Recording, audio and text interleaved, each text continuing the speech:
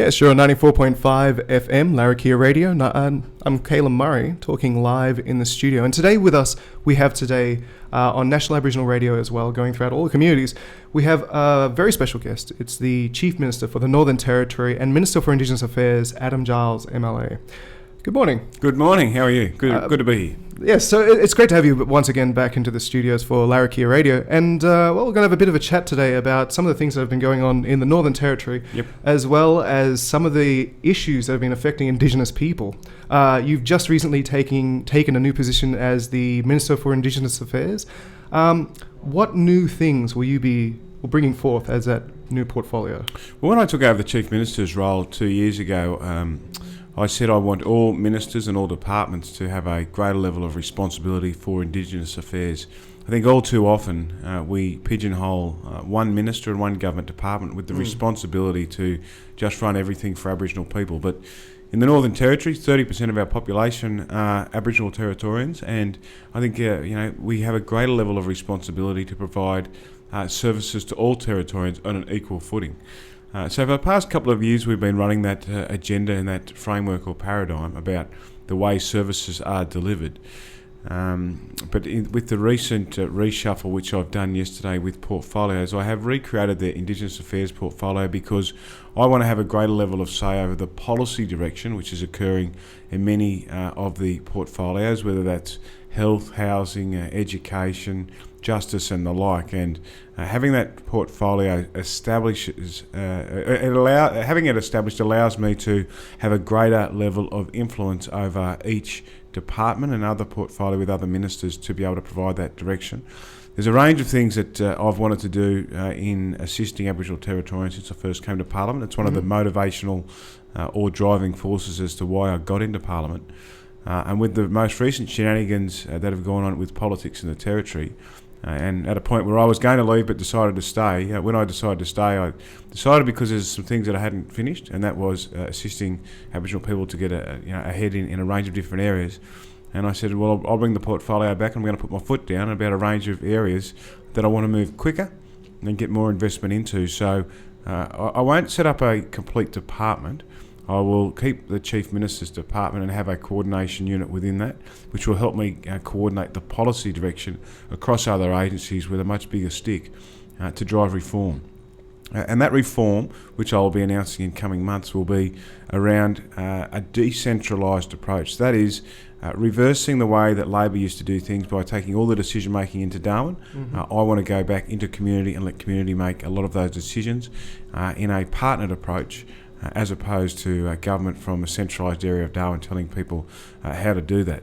And I think a couple of the big reforms we've done over the past 2 years was changing those toxic Labor shires that they had out there, re-establishing regional councils, creating 73 local authorities at the local community level, and providing funding for each of those local authorities to now be able to form together and start to make decisions at the local level.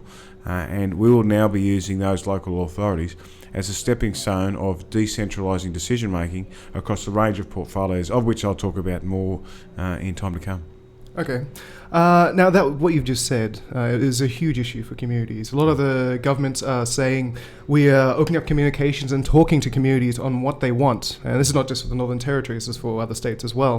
But what you just said that you're going to try to get in contact with them and get communities more involved with what they want from the local government. In what way? Like, what are they actually asking for mostly?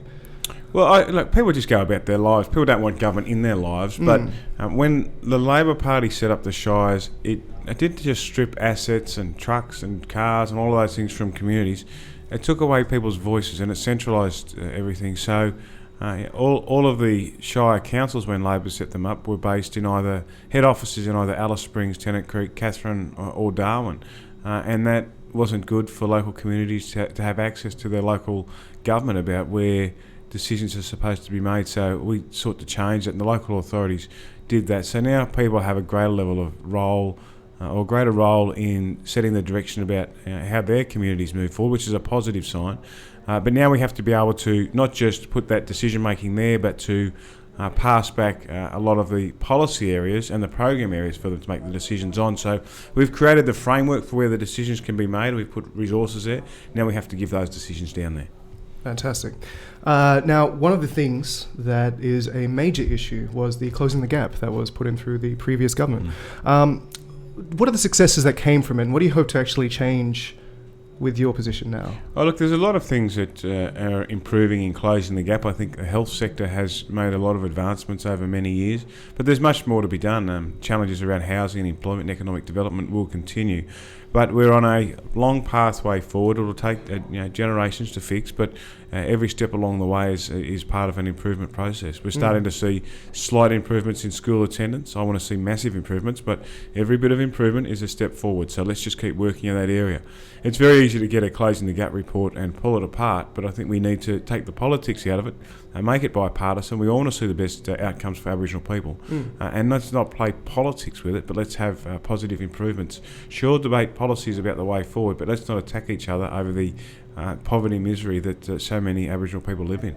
And I saw Bill Shorten on television last night politicising the debate around Aboriginal affairs, and that doesn't help Aboriginal people. You might want a grandstand in Canberra Parliament, but it's not helping the kids on the ground who we want to go to school.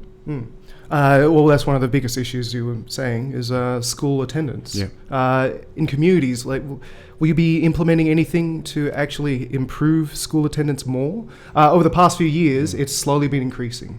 I've noticed from the last decade, it used to be. I'm not going to throw a number out there because some communities were down at 20% school attendance, and we want that to improve. Government can't take the whole responsibility of kids going to school. Parents have got to take their own kids to school. So it's not just about us, but we've got to create the environment where parents feel good about themselves. They have a greater level of ownership in their community. They have a school that has the infrastructure to be able to provide the services. They have teachers that can teach their kids properly. They have a greater level of participation in the school environment. And then they have that responsibility of sending their kids to school. So it's not just about government, and I do note some of Bill Shorten's comments yesterday, that the Labor Party leader who tried to politicise the situation. Government isn't the sole person responsible for taking kids to school. I have a daughter. It's my job to take my daughter to school, not the government's job. So it's about creating that environment where it's a positive environment for kids to go to school, but then the parents and family and community having the responsibility of getting the kid there. Now, you've mentioned in passing that there was the creation of a standalone department for dealing with Indigenous issues isn't of the best interest for Indigenous Territorians. Why? Because it's a separatist approach. It treats Aboriginal people differently than other Australians, and it marginalises Aboriginal people. Like, Aboriginal people should have the same access to education, health and housing as everybody else. And why would you set up an individual department with a minister who is stuck there pigeonholed just to deliver services to one group of people at a second-rate service? You want the same level of service provided to all Territorians and all Australians. And while I understand how it works in Canberra's a slightly different issue at the national level. 2.5% of the population being Indigenous, and it's a specific area from a smaller level of population. But in the Northern Territory, a third of our population is Aboriginal. I mean, it is all of us. And we should be working together in that frame. That's why the new portfolio I've set up is more of a policy area through a coordination role to try and drive reform through all the departments rather than just the Aboriginal Affairs Minister looking after everything to do with black people. I don't think that's the right way to go. Okay, so in other words, anything that's actually passed through in term for the general population will also apply to Indigenous people as well. Absolutely. Aboriginal people go to Royal Darwin Hospital, Katherine Hospital, Tennant Creek Cove and Alice Springs Hospital. We have health centres, and the delivery of services to those Aboriginal people should be the same as any other Territorian. And so it shouldn't matter if you live in Borroloola, Large Umanu, Maningrida or Tiwi Islands. You should be able to experience the same level of service if you're black or if you're white. Will this also apply to the welfare reform? Like, in other words, ab study and Centrelink payments and stuff like that? Well, they're federal matters and they come out of the Commonwealth Department, but I think that everyone should be treated the same, and I don't think that Aboriginal people should be treated as second-class citizens. And so that's why I have, for the last 2 years, allowed those agencies to go out there and support Aboriginal people the same way as they would support other people, rather than at a second-rate level. And now I'm going to put my foot down a bit more and make sure that it's occurring to my desires. Will this affect current government departments that are specifically aimed towards Indigenous people? I think you'll find that government departments get a great level of direction from the Chief Minister about improving services. Fantastic.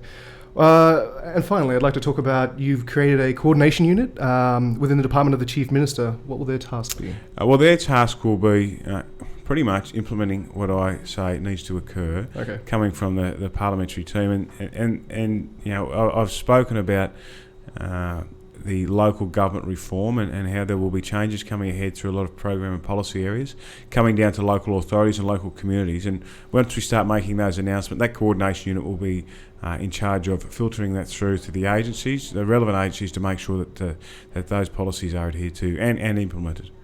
Fantastic. Well, is there anything else you'd like to talk to us today, and as well as the Darwin and Aboriginal communities that we're going out to? Well, I mean, the key thing is the creation of the Indigenous Affairs portfolio is a statement by myself as Chief Minister after last week's political shenanigans to say enough's enough. You've had an opportunity to have a go now in terms of a lot of my colleagues. I'm now going to put my foot down and try and drive reforms from an Indigenous Affairs point of view. I got into Parliament to support Indigenous Territorians as a part of a broader range of other areas that I was interested in, and now I'm going to have a greater level of say. Fantastic. Thank you very much, Chief Minister, for coming in today. No worries. Thank you.